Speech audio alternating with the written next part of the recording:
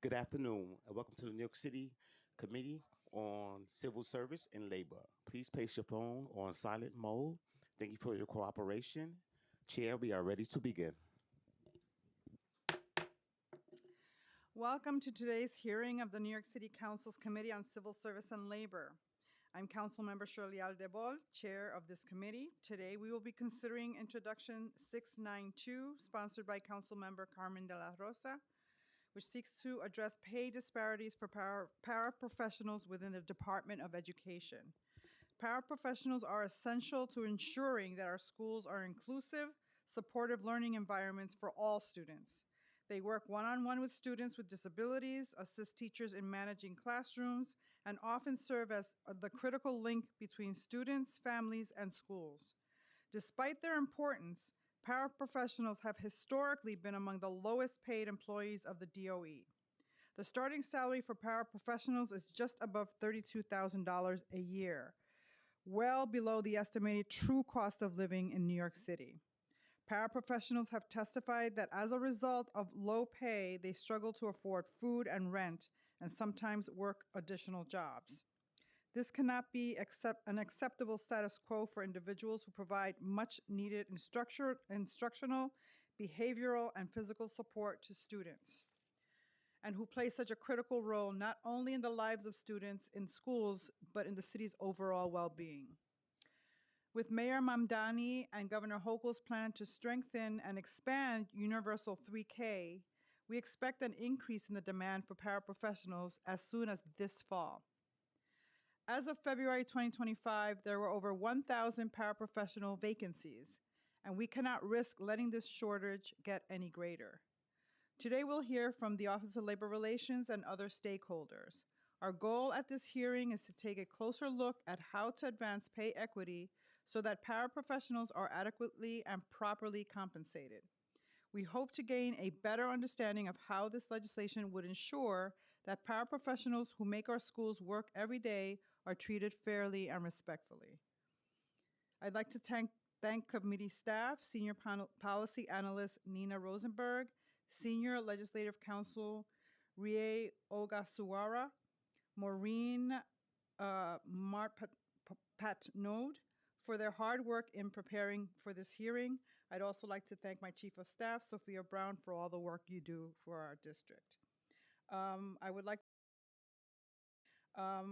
to recognize that we've been joined by Council members Frank Morano, Council Member Gennaro, Council Member Santos Suoso, Council Member Narcisse, and Council Member De La Rosa.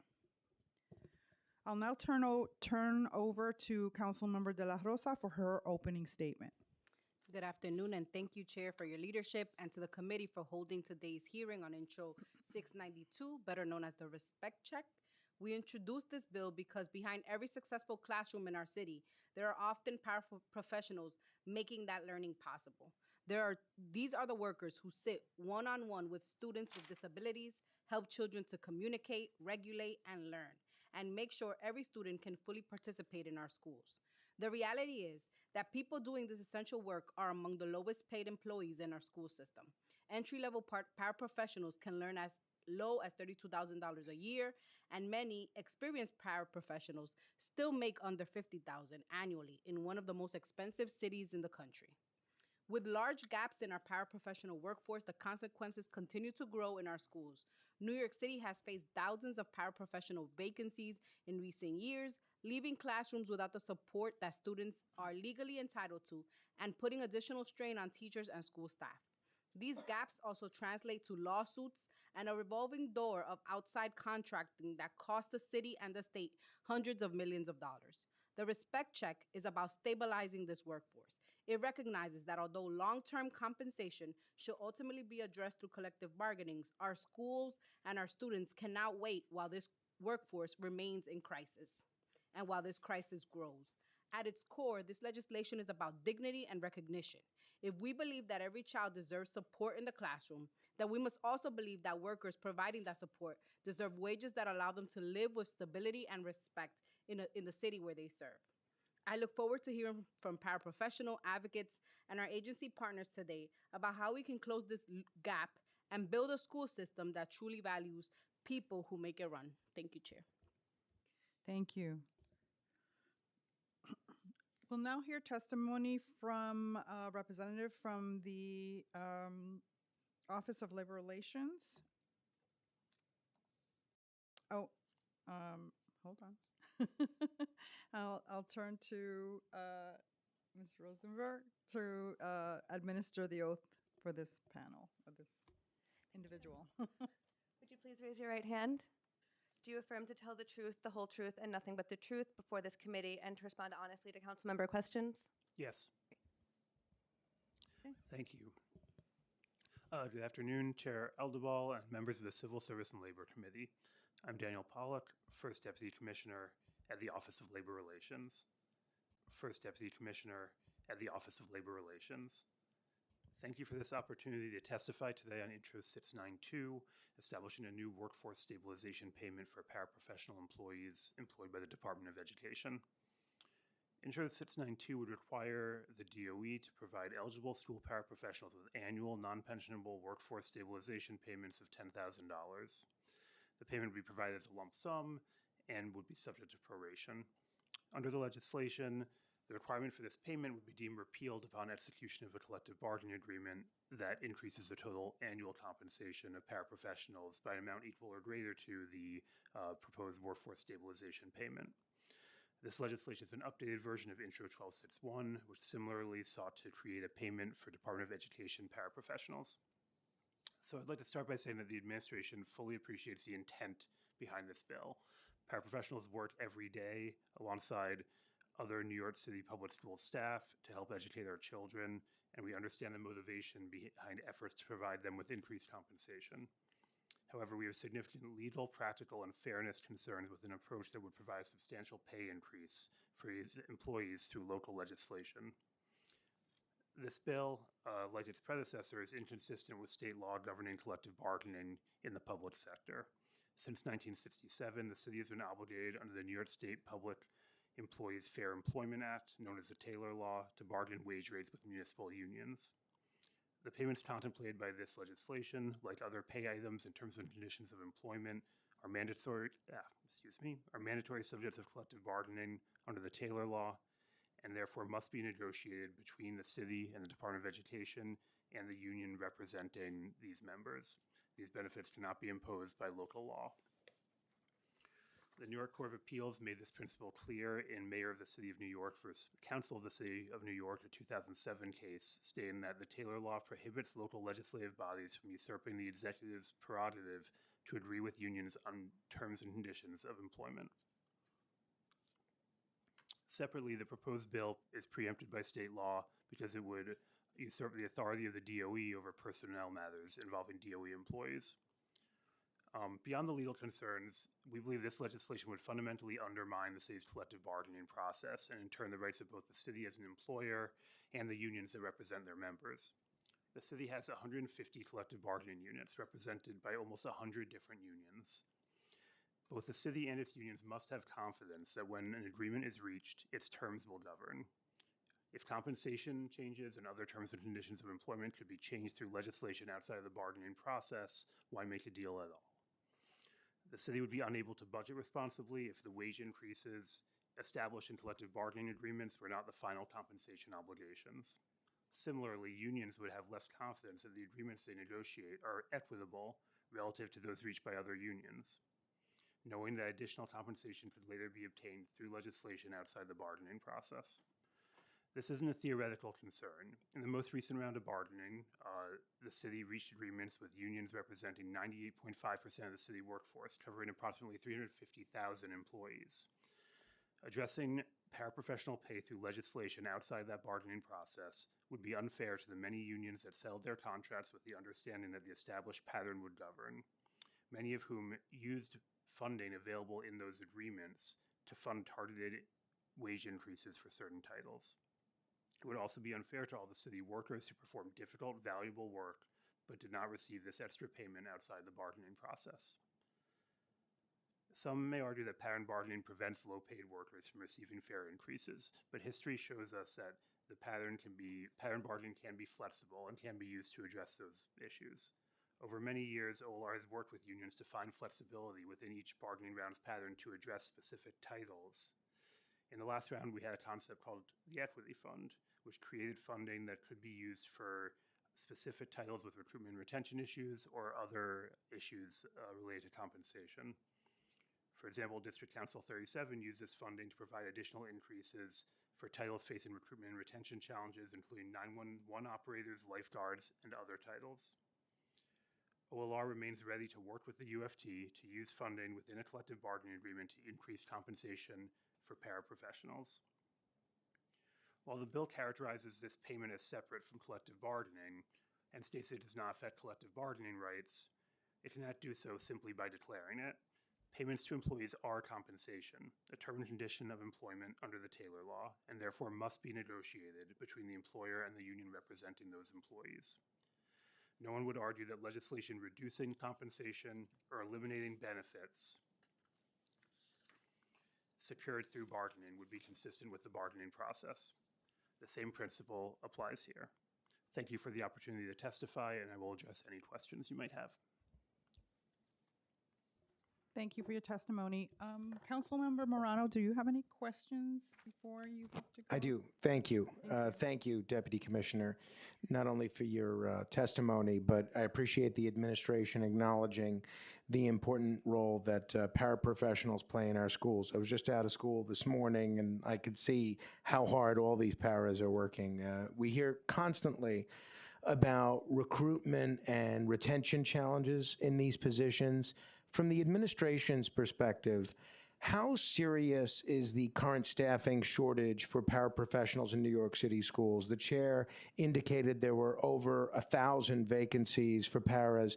Is that what you're seeing? Is it more? Is it less? Thank you for the question, Council Member. My understanding from DOE is that that's about right, maybe a little more than 1,000. But, my understanding is there are approximately 25,000 full-time paraprofessionals and, a little over 1,000 vacancies. The administration's main defense here seems that the council can't legislate compensation. And this is very familiar to me because I have another bill that wants to give city workers a day off if they donate an organ, and they're mounting a similar objection. And it is a little frustrating, but I'm very attuned to the argument for that reason. You argue that this legislation conflicts with the Taylor Law because compensation is a mandatory subject of bargaining. Is it your position that the city council has no ability whatsoever to establish compensation policies affecting municipal employees through legislation? Yes, Council Member, that is the position. Are there examples where the council has created compensation-related programs or bonuses for city employees through legislation?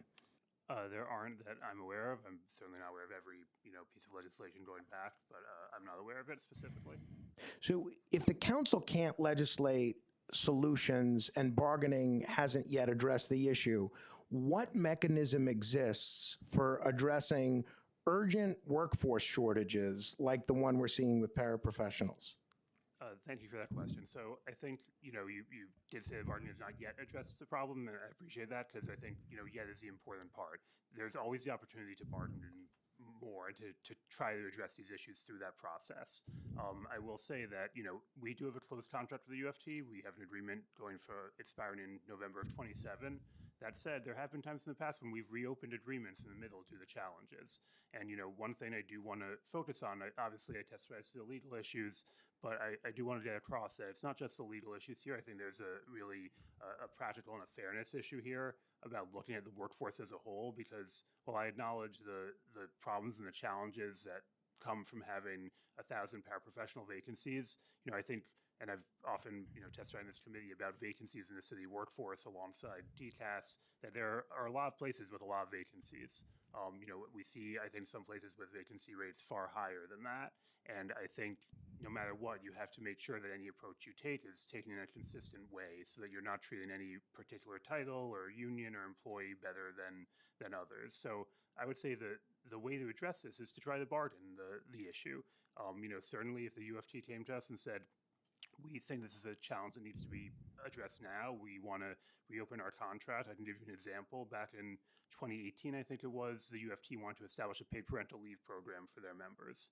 And we reopened the contract and figured out a way to come to an agreement on that rather than waiting for the next agreement. In certain schools, especially a special needs school that has a shortage of paras, it seems a lot more urgent than just a challenge. It seems, by definition, kind of an emergency. But you mentioned, I don't want to monopolize the questions, and I appreciate your patience, but you mentioned that OLR remains ready to work with the UFT to increase compensation. Can you tell us what proposals the administration has made, if any, to increase paraprofessional pay?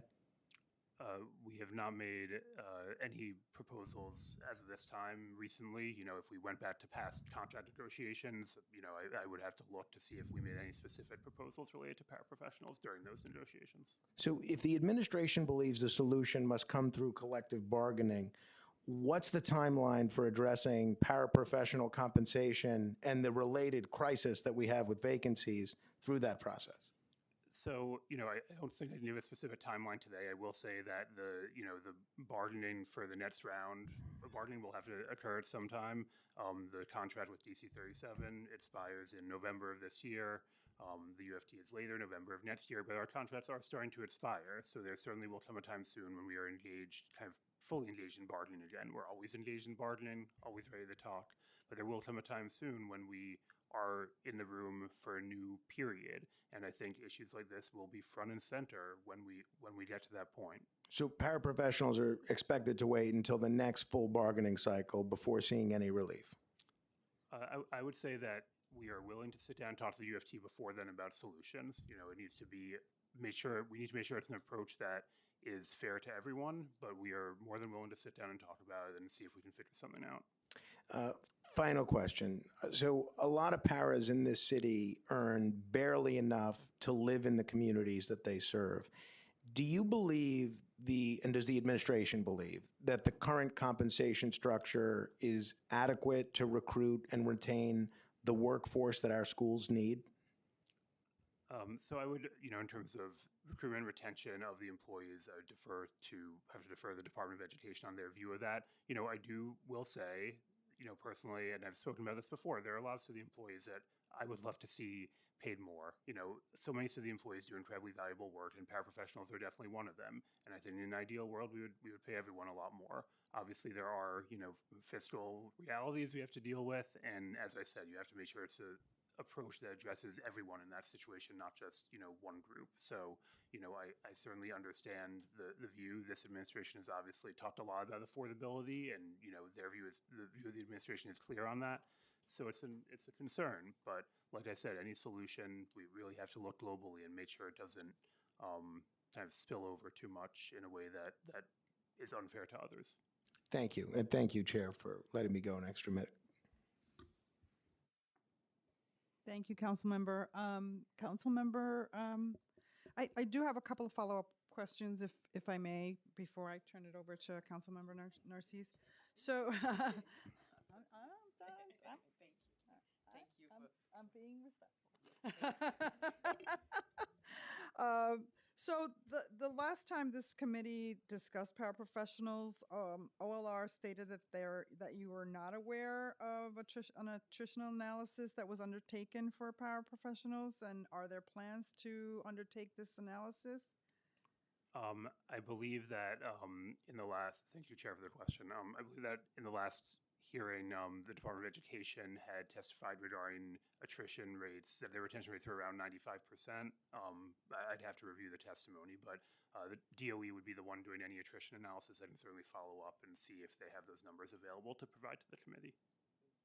And I have a follow-up on the comment you made about reopening the contract. Are there provisions in the current collective bargaining agreements with DC 37 or UFP that allows for a reopener to discuss any of the job titles?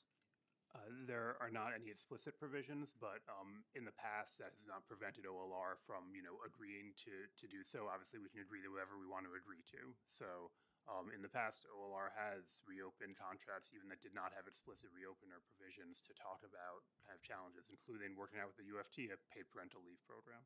So what has been the barrier to negotiating better compensation for this group of job titles or this group of workers that are clearly, it feels like we're at a crisis point with the number of vacancies that's only going to grow because of the need coming with the expansion of 3K, the 3K program.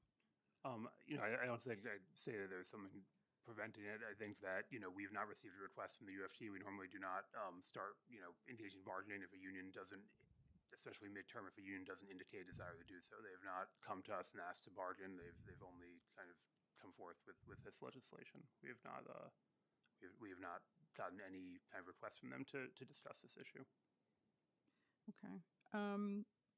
And so when OLR negotiates with the bargaining representative that represents multiple, job titles, like UFT, for example, do you consider the negotiations for each civil service title independently, or is everyone subject to just the same pattern?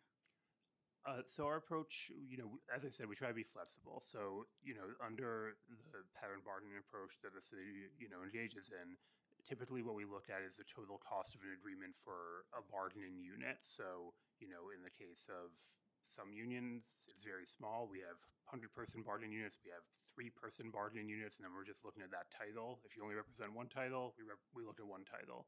But for a union like the UFT or DC 37, we look at kind of the cost of the whole agreement. And if a union wants to put more money towards one title, then we will look at that. We'll look at the total cost and kind of evaluate it in a global context. We won't say, no, you can't give more to one title than to another. That's not something we would say to a union. We would certainly want to discuss it, discuss the reasons for focusing on one title rather than another, but we have done so in the past and would continue to do so. Okay. Councilmember Narcisse, you had a question? Oh, yes, I do.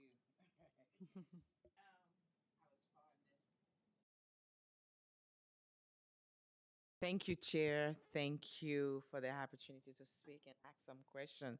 I have a lot of writing here, but I have to get to the point. That's not my hearing.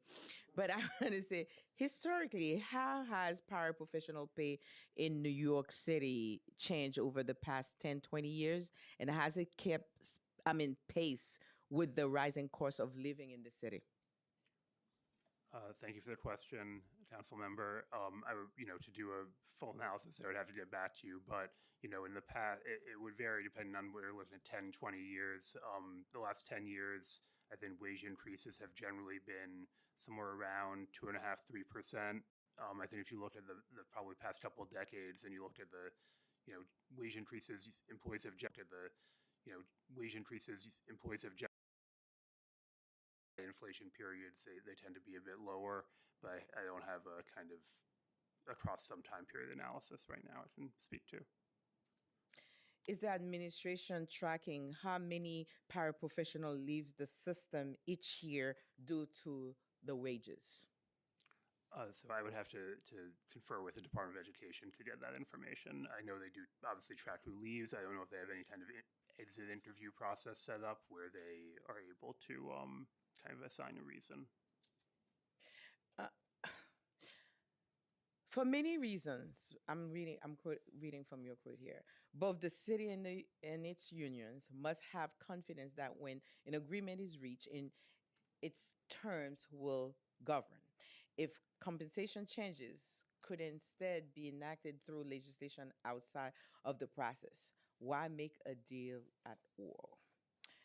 This is interesting to me because when the paraprofessional cannot pay the bill, knowing the rising costs and all this. So now, if they're coming to us, and if I'm correct, from what you said, now, if we cannot pass any bill to change that, their children, their home, what they eat, have to wait? How do we do it? So I completely appreciate the question and the sentiment and the thought behind that. And, you know, as I said, I think there are ways that we could have the discussion through the bargaining process where this should be. But, you know, the other thing I just say is that we need to be conscious of everyone, because they are not, you know, they're not the lowest paid, they're not the lowest paid employees in the city necessarily. There are a lot of other employees who make similar wages. And, you know, whatever we end up doing, you know, whatever approach we would take, I think we want to be sure that we're fair to every city worker. So that was, you know, when OLR talks about pattern bargaining, and I know a lot of people question it. A lot of people say this seems overly rigid. For us, it really is about making sure that we're thinking of the whole picture, about every union, every employee, and that we're not, you know, just taking one group at a time and maybe, you know, treating them differently than everyone else. So, you know, I understand the sentiment. I wish I had an answer that said we could give $10,000 to every city employee. But, you know, as you know, we have fiscal constraints as well. So, To me, it's more than sentiment. This is people's lives, and this is what they eat. And as a healthcare professional, that's a health. Many schools struggle to recruit paraprofessionals because the pay does not reflect the responsibilities of the job. Do you believe this payment will make the profession more suitable to help bring more qualified candidate into the system? So I'm not the best person to speak about kind of the recruitment of paraprofessionals. You know, I will say obviously, you know, offering more money helps recruit. It's not, you know, generally speaking, that helps. It's not always a magic bullet. Some jobs, there are challenges beyond money that impact recruitment. And I think there are always other strategies you can look at that aren't just money. But I'm not going to sit here and tell you that like adding $10,000 wouldn't make a difference. I wouldn't say that. But you know, I would have to ultimately, on all the nuances, have to defer to DOE. You cannot say it, and I cannot say it either, because those are the people that educating our kids every single day, more than even sometimes the teachers. Their hands overwhelmed, and we know that. And I don't want to beat on you, but I'm just saying my job is to listen to them and coming to a solution, because there is a problem in the house right now. It's education for our children. They're educating our kids. They're helping us to build the future that we all talk about. Um, you talking about, I'm about to finish share. Uh, you will sit down. I mean, if I quote you correctly, you want to sit down, right? So to listen, to see how, because based on the question of my colleagues, but how long they've been crying, saying that this is not working and they're asking for help. So you never had a chance to really dive into it to see how the best way you can help? I wouldn't say that. I would say that, you know, we negotiate agreements with the UFT and other unions. Those negotiations are lengthy, and ultimately we come to an agreement that both parties, you know, decide to put out to that decide to live by, that the city agrees to, that the union agrees to put out to their membership, that the membership ultimately ratifies. And sometimes you can't address everything. Sometimes maybe an issue wasn't raised as prominently as it should have been. Sometimes maybe the issue wasn't as prominent when we were sitting down as it has become after that. And so that's why either, you know, when that happens, you can either come sit down, try to find a way to reopen bargaining and see if that works for both parties, because ultimately it has to work for both. Or you can wait until your contract expires. I think those are really but it's always should be through that process, is my view, because truth is there are always, you know, there are two parties in it, right? So the fact that there was not anything in the agreement, you know, that was related specific to paraprofessionals. It wasn't just OLR's agreement. It was an OLR and UFT agreement, and I think any effort to change that and to go back and change that should involve both parties discussing it, as we so frequently do. It is difficult, and I'm going to stop right here. This is not my hearing, but their bills cannot wait, their children cannot wait. And I understand the bargaining, I understand all that. This have to take place. But in the meanwhile, you cannot tell someone that cannot pay the bills to wait. If they wait, they have to wait for a purpose, and a good one too. So I hope they get that extra. Thank you so much. Thank you, Chair. Thank you, Councilmember Narcisse. Councilmember De La Rosa? Thank you, Chair, and good to see you again. Look, I think as the former chair of this committee, I think that my colleagues and I perfectly understand the importance of collective bargaining as the cornerstone of unionized work. And we also understand the bounds of the laws when it comes to the jurisdiction of the council. But the question I have for you, do you know how much the city pays in Carter cases a year? Those are not numbers I have at hand. I know it's very $1 significant. billion annually. And would you agree with me that the city is legally mandated to provide special education to children who need it? So, I'm certainly not an expert in that area, but that's my understanding. It is. They are legally mandated. And so, here what we have is the picking and choosing of how we apply law. Because if we have a legal mandate to provide special education supports to children and we're spending $1 billion annually, then there is both a legal argument and a fiscal argument as to why this legislation makes sense. And I understand that in collective bargaining, you all will get into the details of how that happens and where compensation structures happen. But I would argue that in this moment, when we have a legal mandate to provide services for families, we can't wait because this is a workforce that is in crisis. I would be the first one. I think all of us here, I can't speak for all of us, but I think I have a good sense that all of us here, I've seen all of these ladies at picket lines very recently for the nurses, would all stand in favor of ensuring that workers across this city are fairly paid and that negotiation is done in a fair and comprehensive way. And I understand how the pattern works. But you have a situation with the paras where that pattern is creating and growing a crisis for a workforce that is necessary inside our schools right now.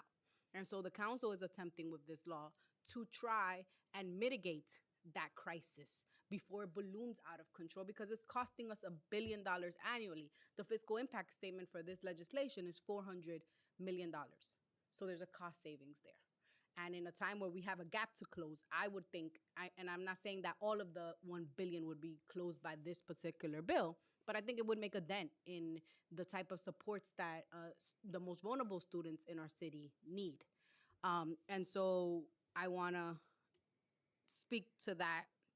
I wish the DOE was here. I'm not going to lie and I wish that they were here to answer some of the questions. I understand that they couldn't be here today.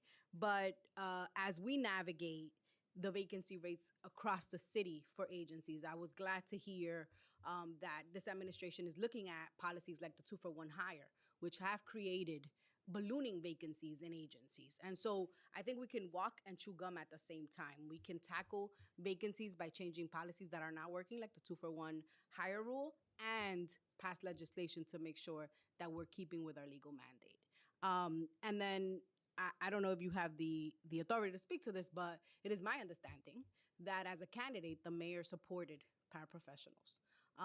Do you have reason to believe that Mayor Mandani would support this type of legislation?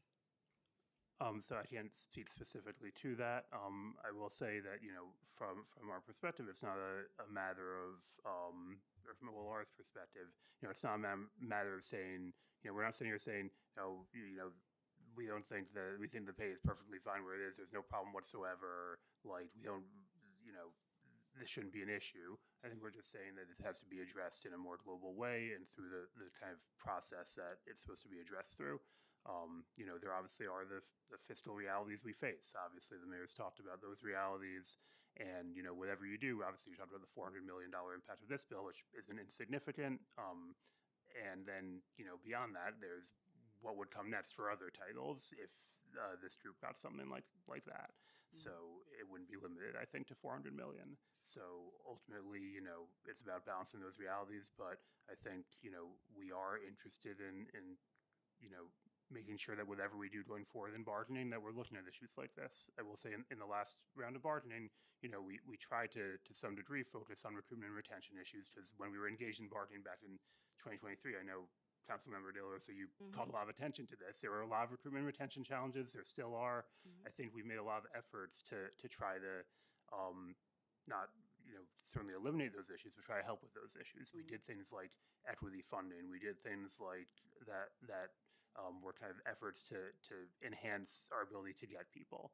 And they may not have been perfect, they may not have solved the problem permanently, but I think as we look towards new bargaining, whether it's the next round or a union's desire to reopen a contract, and talk more, we would be focused on that issue then as well. Well, we're looking forward to obviously working with OLR. I think that it is important to note that this administration, this council, all of us have been laser focused on affordability. I can think of no other way to make the city more affordable than to pay people the wages that they deserve. These unionized workers, these essential workers of our city. I have a child in the New York City public school system. I see the work that they do every single day to make sure that our children are safe and educated. And as the chair noted, with the expansion of programs like 2K and 3K, we're going to need more of them, not just to meet that 1,044 vacancy, but we need to expand this workforce. And we can't attract them. I mean, $30,000 a year when someone is paying $2,000 rent a month, you can qualify for food stamps with that wage. And so we have to take into account that these are real human beings doing real important work, and that we all need to collectively come together to find the solution. Thank you, Chair. Thank you, Councilmember De La Rosa. I do have a question. It's actually more of a comment. I worked in labor for many years, public sector and private sector. And I understand, that pattern bargaining is meant to kind of make a level playing field, but that doesn't work when you have such structural pay disparities that are based on a number of issues. It could be gender bias, racial bias, and I see, jobs like these that are, largely women, women of color, nothing against the men out there, but the reality is that there's a structural bias built into, the wages that are paid to certain groups of workers. And the pattern bargaining does not fix that. My other comment is that, if the UFT has come to the city council to try to alleviate this problem, to me, it seems like they had no other recourse but to come to the city council because they were unable to reopen bargaining to deal with this particular issue. So, yeah. Yeah, thank you, Chair Aldeball. And that, I do want to say, obviously, this administration has not engaged in a round of collective bargaining yet.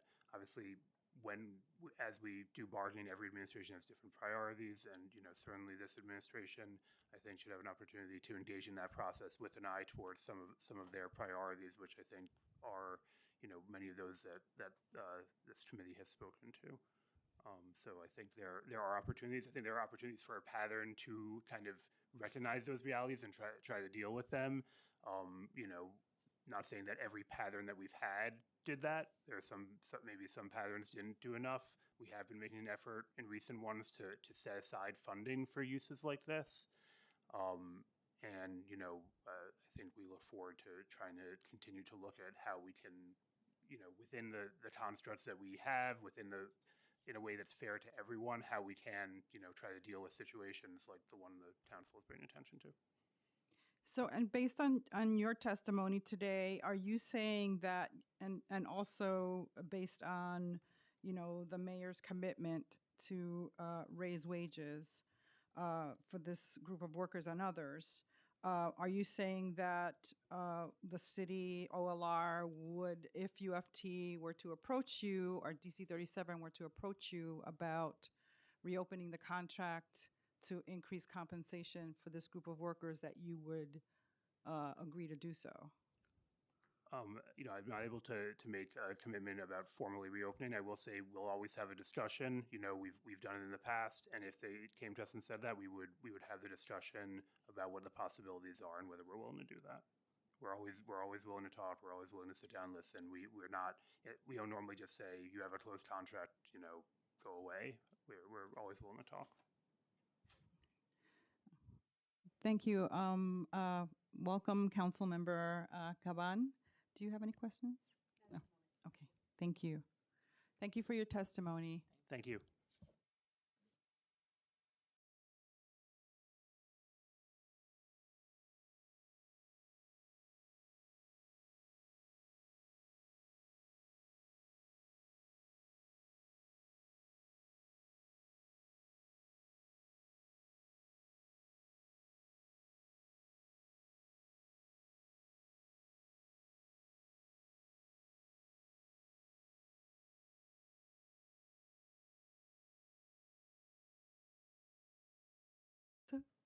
Okay, so I'm now going to open the floor for, to public testimony. Before we begin, I remind members of the public that this is a formal government proceeding, that decorum shall be observed at all times. As such, members of the public shall remain silent at all times. The witness table is reserved for people who wish to testify. No video recording or photography is allowed from the witness table.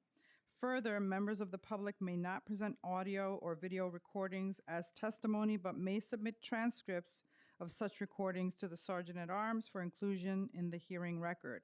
If you wish to speak at today's hearing, please fill out an appearance card with the Sergeant at Arms and wait for your name to be called. Once you have been recognized, you will have 2 minutes to speak on today's legislation, Intro 692. If you have a written statement or additional written testimony you wish to submit for the record, please provide a copy of that testimony to the Sergeant at Arms. You may also email written testimony to testimony@council.nyc.gov within 72 hours of this hearing. Audio and video recordings will not be accepted. When you hear your name, please come up to the witness panel.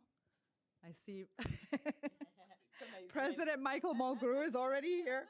He said, "I'm ready." I would call up Vice Chair Anthony Barnes.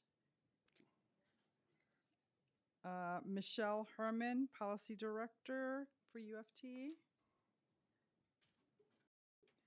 John Camps, Vice Chair for Paraprofessionals. And Chapter Chairperson, also for UFT, Priscilla Castro. Good. I think we got everybody. Where's Priscilla? Hey, Priscilla. Okay. Okay. We're waiting for. I hear Bridget. I hear Bridget have to directing swear them people in. behind me. Okay, thank you. Okay, thank you so much. Thank you, Chair, and we do appreciate you having this hearing. We're very happy at this first hearing, so thank you so much, especially on this important issue. We are submitting testimony, and I just want you to know that we also are submitting over 50 testimonials from paraprofessionals who are all working right now inside of schools. After listening to OLR's responses, you know, I'm getting a little disgusted with this whole thing, and I appreciate the questions from City Council. The fact that they continue to sit back and say it's a subject of collective bargaining. I want to be clear and make sure that you and everyone in the public understands their position inside of a collective bargaining venue is that other workers must pay for this, not the city. And that is why this is getting more and more in what I'm concerning to be very, very ugly. Because the reality is we are short thousands of paraprofessionals.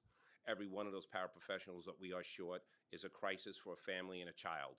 Is the Office of Labor Relations of New York City, what is their job? Is their job to go after workers and try to make other workers pay for their mistakes? Or is their job to try to staff the City of New York's agencies properly for them to deliver the services that are required? And when it comes to children, the fact that they continue to hold to this ridiculous argument, and it is only an argument, it is not a law, it is not a regulation, it is not a requirement. The city can do this. It is OLR and OMB's position to continue to cause great pain to children and their families, and they hide behind something that is completely untrue.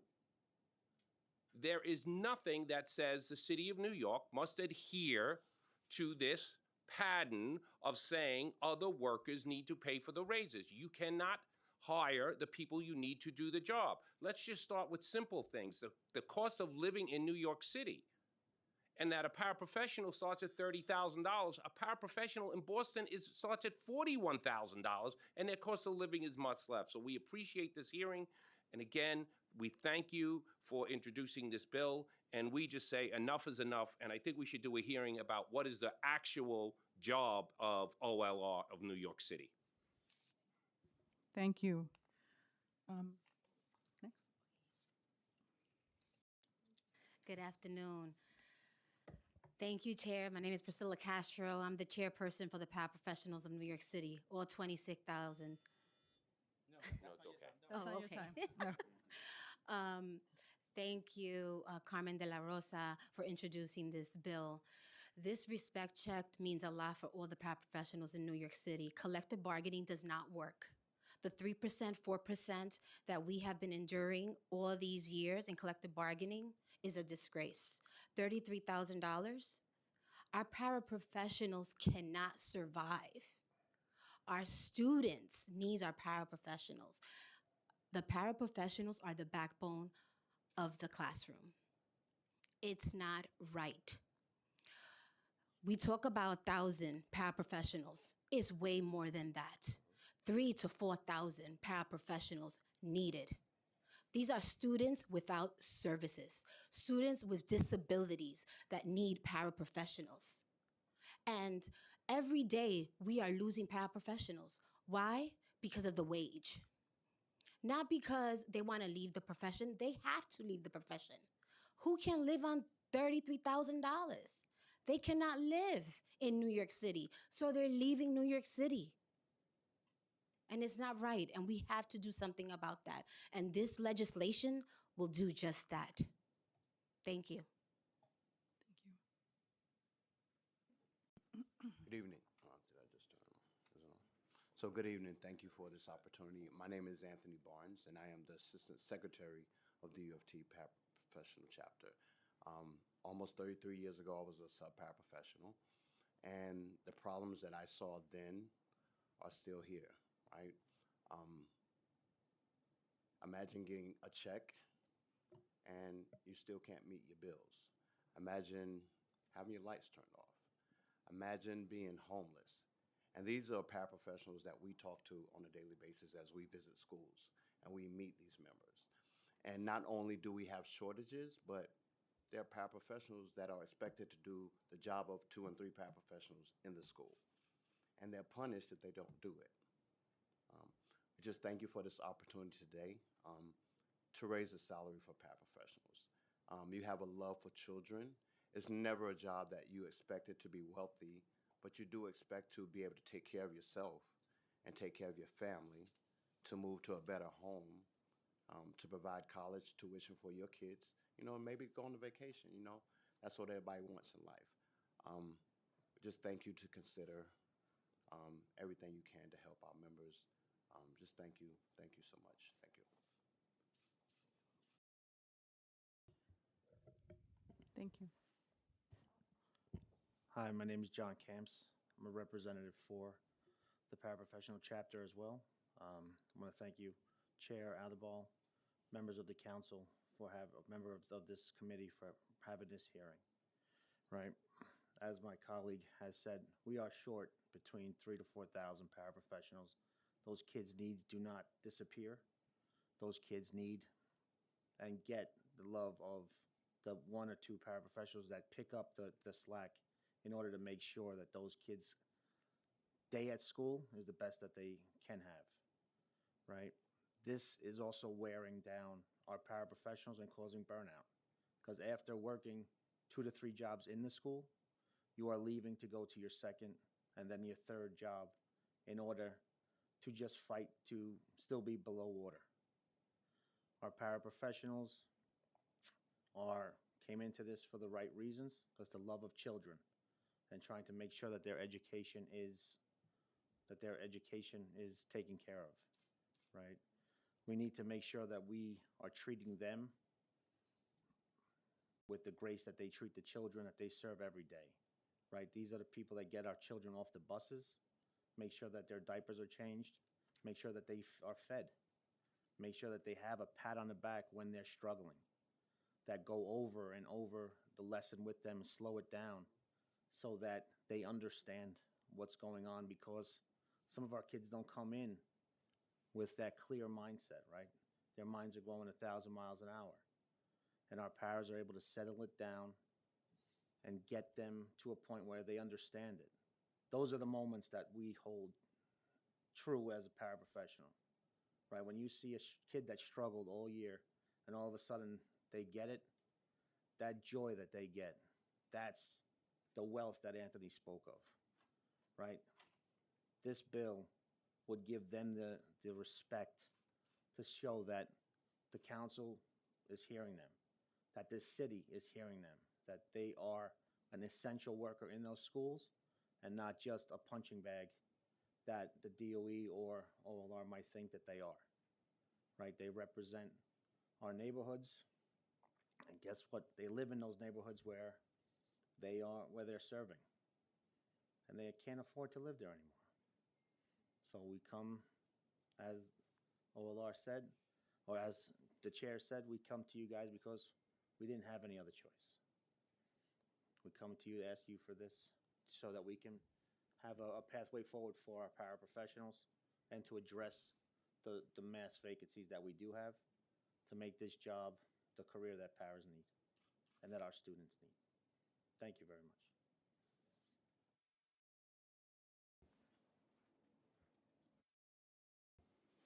Hi, my name is Michelle Herman. I'm the Executive Advisor for Policy and Negotiations at the U of T.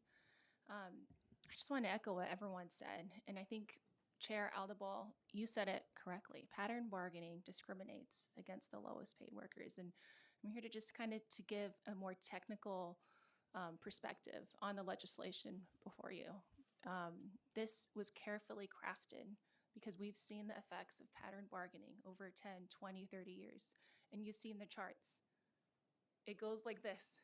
With the lowest paid and the highest paid workers, it doesn't work. And so we cannot work within the current system to fix the issue at hand. So this is why we have the carefully crafted piece of legislation to address the discrimination disparities caused by pattern bargaining.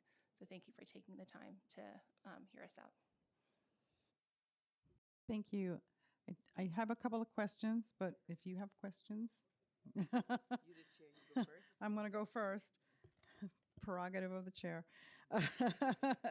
So this question is for any of you. Do you know how many paraprofessionals currently rely on benefits like SNAP or cash assistance and are maybe eligible for Medicaid benefits? Many. Because again, $33,000. Thousands. We have 26,000 paraprofessionals. So you could imagine. And some of them, as John said, and Anthony said, to survive, barely surviving, calling us because they are being evicted, going into shelters. That's reality. That's truth. And it's just disgraceful. Every one of them, if they're the primary support, financial support for the household, they would qualify for almost all of the services you just said. And we have many paraprofessionals who are in that situation. And one of the issues that one of the most difficult issues for us is the countless number of paraprofessionals who are calling us who are in homeless situations, who are full-time workers for the city of New York. But we've never done a survey to collect the actual numbers, but because their salary is so low, they would qualify for almost all of those benefits if they are the single, again, funder for the household. On the bargaining, have you explored other possible avenues to increase paraprofessional pay outside of the pattern, Yes. pattern bargaining? Yes, and I can tell you that we were very proud that in the last two rounds of bargaining, the negotiating committee has voted to set aside other people's raises, parts of other people's raises for paraprofessionals, because we know that the gap is getting worse. And every time we do another round of collective bargaining, that gap of using pattern bargaining as the excuse actually exacerbates it. But we got to the point where we're now saying we can never catch up. And when you bring it to the city, to OLR and OMB, they are constantly telling us, well, you have to pay for the whole thing. And I said, where does it say this? You tell me where, we are pattern bargaining. I said, I know, I've done the historical research on pattern bargaining. It did not start in the city of New York. It started in the private industry, and they had clear provisions for these types of situations. So you're just ignoring that. You have chosen as a city to ignore that because it's convenient for you. Makes OLR's job easier in bargaining, but it also means that they're doing a massive disservice to the services we're supposed to be supplying the citizens, and in our case, the children of New York City. So part of me is like, this is enough now. And we cannot allow them to continue to hide behind a complete fabricated lie, because that's all it is. You can go back and look at the historical development of patent bargaining. It started in the auto industry across all of the different manufacturers, and the provisions were there that this situation would not happen. When they adopted it, the city adopted it. Nobody else. In the fiscal crisis of the 70s, they chose to say, we're going to follow patent bargaining. That can keep us from going into the same situation we just had. And then, conveniently, they started to say that other workers had to pay for other workers' salaries. This is a complete made-up lie and a scam. It's nothing but a scam on behalf of the city of New York. Do you have any questions, Councilmember Caban or Narcisse? Okay. Since I'm part of the city of New York in some extent, but what you're saying that they hide behind the bargaining opportunity for them not taking their responsibility is not acceptable. Because like I said before, the folks that we're talking about, those are the folks that we need in our community. It is a necessity. It's not a luxury for our children in the classroom or the teachers. So in your position, what you think that we should do next, Michael? I know you always have ideas. This is a crisis because the paraprofessionals are so important to a child who has great challenges, right? But these are not the only low-wage workers who've been affected negatively over the decades by patent bargaining. I think it's time we have a reckoning. And that is, and yes, you are part of the city of New York, and we've come to you as a check and balance on the city agencies. You know that's my line, right? Check and balance for people. And you have two agencies, OLR and OMB, who definitely need a check at this moment. And they need to be pulled onto the carpet to say enough is enough. And that really should be the next place that this goes, because this should not be happening. I do not believe that the majority of folks who are elected officials who work for the city think it's a good idea to keep driving their own workers into poverty. But it's being driven by two agencies, OLR and OMB. And they have just chosen to do that. So we can say, you can't make that choice anymore. You are irresponsible. You have caused damage and harm to thousands and thousands of people, as well as to thousands of people who are relying on services. You have done that. And you're supposed to be smart enough to understand the ramifications of your short-sighted decisions that make your day-to-day life easier as you're screwing over everybody else. So maybe we should go looking at this is the issue with putting real guardrails around OLR and OMB. Excuse me, sorry. And unfortunately, I don't know, should I say unfortunately, that I'm on your side on that one totally, that they have to be responsible. There should be check and balance. And like I said before, we cannot ask people to wait to pay their bills. We cannot ask people to wait to eat. We cannot ask people to wait to pay, especially now with medical and all the things, reimbursement. So for those watching who may not fully understand the role of a para, the day-to-day, who can be the best person to tell me and describe it? Because you have people watching and they say, what's para? For them, they don't. Like myself, I have 4 children, so I understand. So can you tell us what's the day-to-day activity for para? What they do, what's their responsibilities, and how they carry the classroom? So the day-to-day function of a paraprofessional. When a paraprofessional walks into the lunchroom, if they're assigned to a one-to-one, and the majority of paraprofessionals are working with a one-to-one student. There are paras that work with a full class, but the need is mostly one-to-one basis, whether it be health-related, behavior. They set the tone, right? A lot of kids, we are the love that they get, right? So when you greet a kid in the morning, you would take them to class. We are not really responsible for breakfast, but a lot of times paras are paid to come in and work with the kids during breakfast. So in the classroom, you help them reinforce the lesson that the teacher has taught. A lot of times you have to differentiate because the teacher is going to move at the pace of the majority of the class. And you have the paraprofessional to kind of break down the lessons for the child that they're working with. And a lot of times they won't get it, but we find mechanisms to work with the kid to make them feel some accomplishments on a daily basis because that's what every kid needs: reinforcement, encouragement. Um, we document behaviors, we document the good things we see, the things that are not working so well for the kids. We do work well with the school support teams, the psychologists, the social workers, speech persons. We're involved in all of those actions.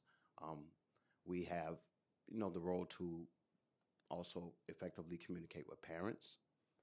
The teacher is in charge, but as the person working with the kids, it's important that we be at IEP meetings because again, we see a lot more from the kids a lot of times that the teacher does. Because remember, a teacher is one person and 30 kids, right? She has to keep up with the pace of the kids. So again, that's why we are essential in the classrooms for these kids.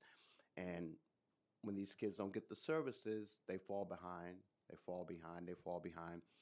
Then the behaviors start, suspensions start, and it could have all been avoided by, giving these kids the services at the beginning.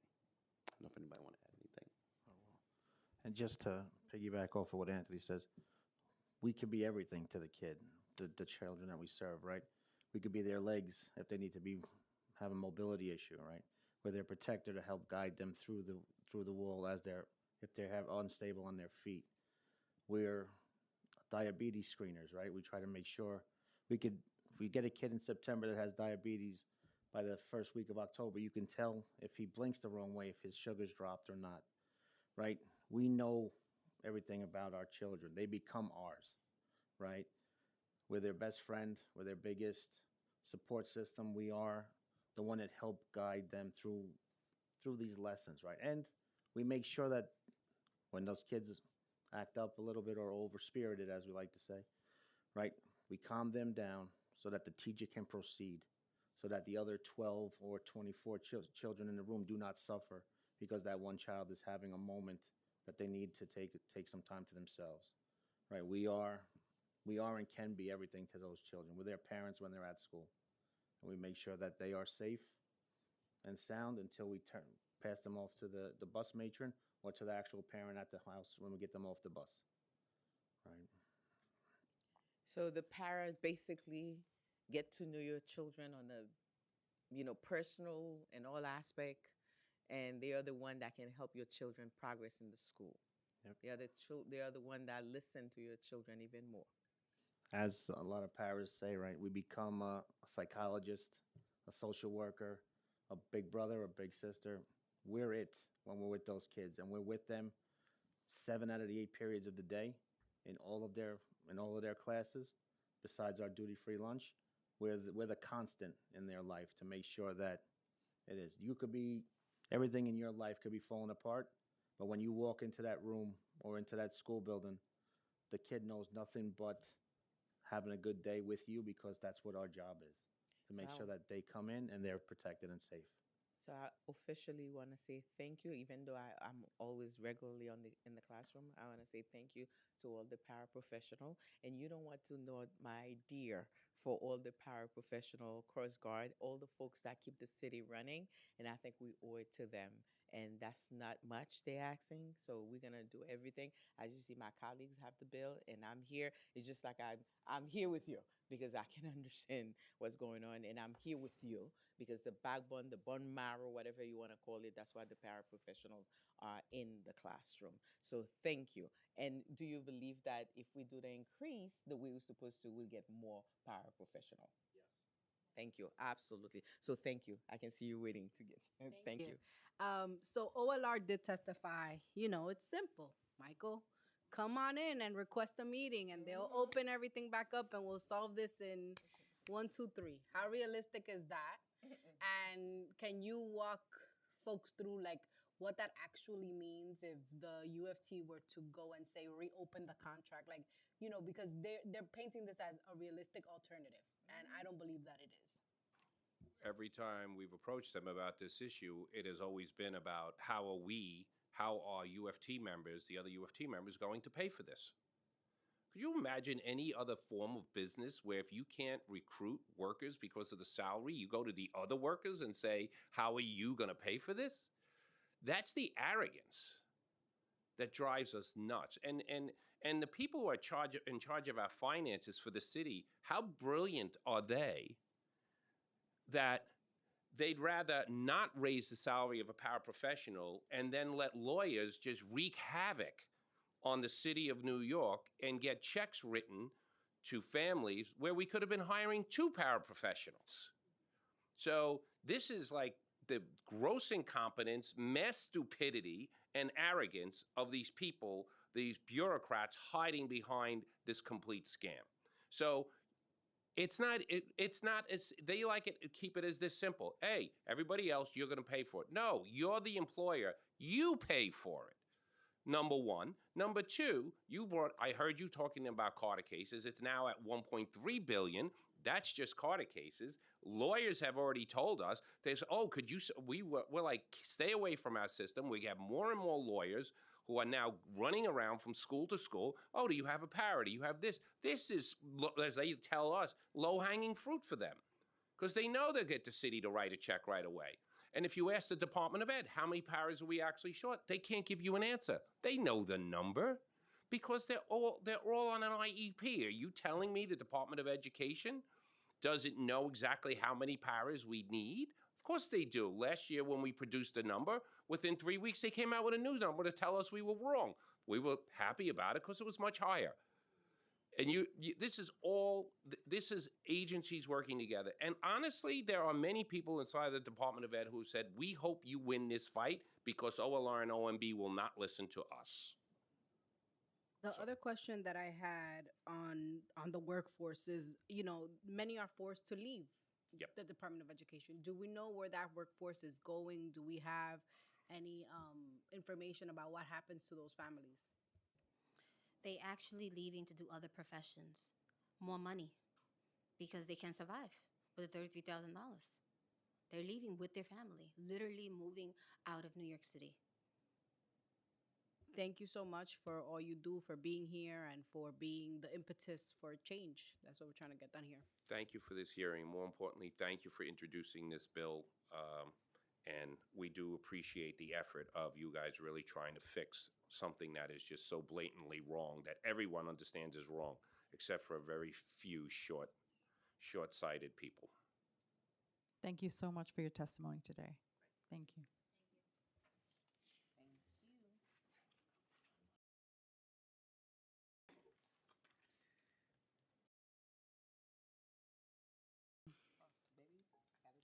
Okay, when you hear your name, please come up to the witness panel.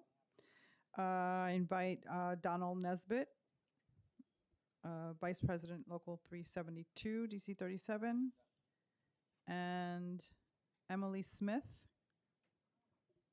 a New York City student.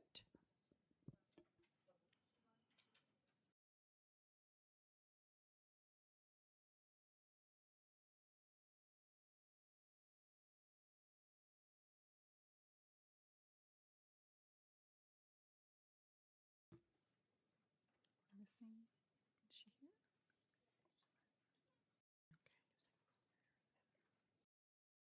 Okay, you can start. So good afternoon, Chair. I'm Alabo and fellow members of the Civil Service and Labor Committee. I'm Donald Nesbitt, Executive Vice President for Local 372, DC 37, and we represent various titles within the New York City Department of Education, including Family Support Paraprofessionals. Family Support Paraprofessionals is a specialized role focused on bridging the gap between home and school, providing advocacy and services for students with high needs, and this includes students that are homeless within our shelter system. I would like to take a moment to describe some of the responsibilities of the Family Support Paraprofessional. Parent outreach, consent and home visits for students with attendance issues. They initiate contact with the parents and guardians to explain the evaluation process and obtain consent for student assessments. record collection and documentation, family support paraprofessionals secure and maintain appropriate records and documentation required for students' evaluations. IEP meeting coordination. They schedule and send notices to parents and guardians regarding their upcoming IEP meetings. Communication and special education services. They provide information to families about services that they may be eligible for, including students with IEPs. Parent communication and support. They provide external agency communication. They respond to inquiries and requests for information from hospitals, ACS, etc. IEP meetings reminders. When these meetings are coming up, they also remind families of this. Coordination with school staff. They work with the school assessment team, teachers, administrators, and service providers for our students and perform any other duties. Parent coordinators are also, paraprofessionals are also in high demand, yet there are severe shortages throughout the school system. Many children and families rely on paraprofessionals to navigate the complicated system of the Department of Education as well as other city agencies. We love working with students with high needs and families, yet they are underpaid, and many find second and third jobs in order to make ends meet. The average salary for a family support paraprofessional is $18 to $28 an hour. These workers are not getting rich by doing this work, but they stay because they care and are dedicated to the students they serve. With the cost of living constantly on the rise, it's getting harder and harder. As a result, many paraprofessionals leave because they just can't afford to stay. This annual lump sum that's in the bill, payment of $10,000 added to paraprofessional salary, will help in addressing the high turnover rate and may assist in recruitment and retention as well. We believe that Intro 692, if passed and signed into law by the mayor for UFT paraprofessionals, should include family support paraprofessionals represented by Local 372, DC 37. Thank you for your time. Thank you so much. Does anybody have any, do you have any questions for Mr. Nesbitt? Okay. So I do have one question, and I'll ask the same question that I asked of President Mulgrew. So have you approached OLR or the city to try to rectify this pay disparity among paraprofessionals? So we, in collective bargaining discussions, we have tried to add, in an affordability crisis, we have spoken to them about ensuring that some of the low-wage employees within our city are definitely taken care of through this process. It doesn't address everything. We've included things in the last collective bargaining agreement like child care, payments for child care, and things to try to relieve them of some of their bills and necessities that they have. However, the pay just doesn't add up to the work. Okay, thank you. And can I just say one thing? Sure, of course. Just want to add, as we think of what Dr. King was fighting for when Dr. King was killed while supporting sanitation workers, it was for fair wages, it was for equitable pensions, and yet in 2026, we look at situations where folks can't afford to live, and I will just echo what President Mulgrew has said. We too get phone calls from our members who are saying they're servants and families in shelters, but they too are in shelters. No worker that works in New York City and services others should be in the same situations. And just want to echo the words of President Mulgrew.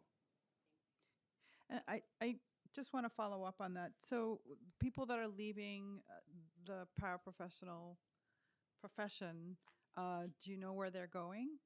So at this point, we get phone calls. Sometimes some of our other titles where they're making more money, they move on to other titles. It just leaves more of a shortage. It solves the problem somewhere else, but leaves more of a shortage there. We hear where the private industry has now moved towards, the same rates for workers, the $18 an hour or more, and they've included some things. So workers actually leave to go and work other places. They're just trying to find solutions for themselves because unfortunately it hasn't been solved through this process. Thank you so much for your testimony. Thank you all for coming here today and sharing your thoughts and experiences. If anyone in the chamber wishes to speak but has not had an opportunity, please raise your hand and fill out the appearance card with the Sergeant at Arms. in the back of the room? Okay. Seeing no hands in the chamber, I will now shift to Zoom, where we have Julian Morales on Zoom.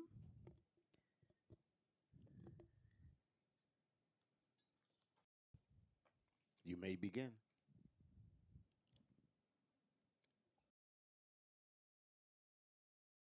Is he I don't think is he unmuted?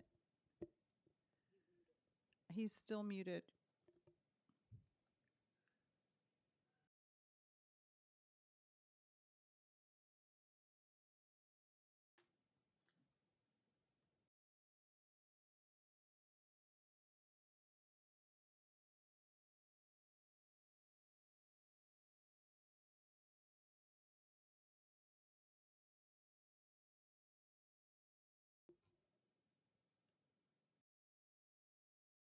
Can he unmute? Sorry. Technical difficulties. I think he's still muted.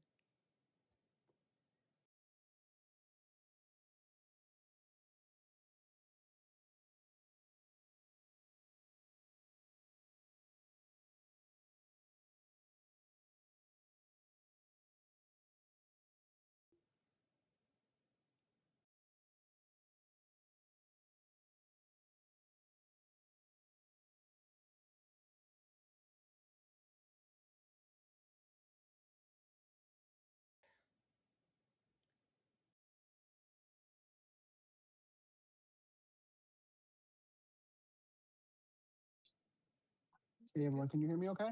Yep, now we can hear you. Thank you. Thank you for joining us today. Sure, thank you for having me. Um, Good afternoon. Does the time start now? Sorry. Yep, time is starting now. Yep. Great. Good afternoon, Chair Audible, Councilmember De La Rosa, Speaker Menon, and members of the council. My name is Julian Morales, and I'm here today in my most important role as a parent in strong support of Intro 692, the Respect Act. My daughter, Charlotte, was diagnosed with autism at the age of 2. She's nonverbal but communicates volumes through her bond with her paraprofessional, Tara Lawson. Tara has been far more than classroom support. She has been Charlotte's stability, her advocate, and often her voice. Before entering the public school system, Charlotte attended a private education program where she received extensive services and had the same teachers and assistants for 2 years. When she transitioned to public school in September 2024, everything changed. New building, new teachers, new routine. And the one constant was Tara. Despite Charlotte having 3 different teachers that year, Tara stayed by her side. She learned Charlotte's cues, helped her regulate, and created the conditions for her to feel safe and learn. Last September, when Charlotte started first grade without Tara, the impact was immediate and devastating. Come here. Sorry, 1 second. She stopped sleeping, stopped eating, and resisted going to school. Her anxiety was overwhelming.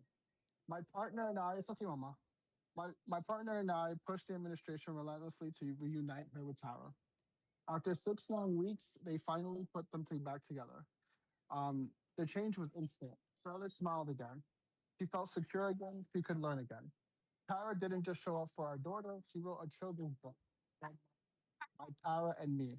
Um, I'm sorry, I'll be quick. I would love the council to pass this legislation, and I'll do anything to help that, to push the speaker and also Mayor Mandani to make sure this happens, but also that the UFT make sure that they take care of the powers for the long haul. Thank you. Thank you. And I'll be submitting formal written testimony. Thank you. If you're currently on Zoom and wish to speak but have not had the opportunity to do so, please use the raise your hand function and our staff will unmute you. No hands? Seeing no hands, I would like to note that everyone can submit written testimony to testimony@council.newyorkcitynyc.gov within 72 hours of this hearing. We thank the administration and the public for attending this hearing to share their thoughts on the legislation. We look forward to following up on these issues. The hearing is now adjourned.